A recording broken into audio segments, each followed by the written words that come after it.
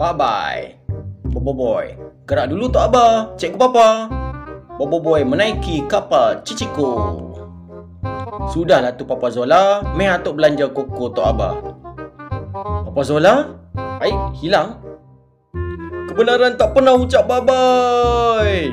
Di luar kapal Kokoci. Oh, Papa Zola melekat di luar kapal Kokoci. Zoom. Tak perasan. Tolong. Apa tu? Tergelincir. Zup. Rasanya dah penat sangat aku ni. Tak nampak Papa Zola tergelincir. Salah faham. Cantiknya bilik kita. Di dalam kapal Kokoci, milik Ying dan Yaya. Wah, cantiknya bilik kita. Ku.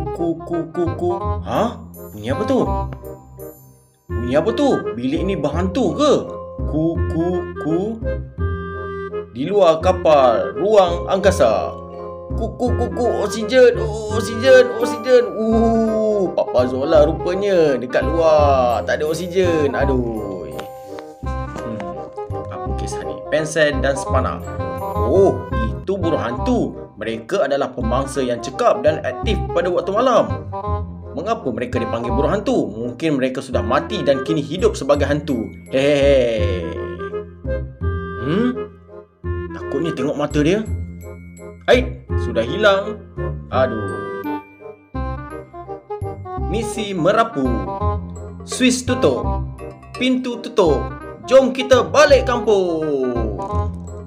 Alamak, kereta tak hidup. Uncle lupa nak servis kereta lah. Jadi tak dapat balik kampung lah. Aduh. Uncle ada idea. Tak apa, Uncle settlekan. Tak apa ke ni Uncle? Nak balik kampung naik apa ni? Naik belon ke? Aduh.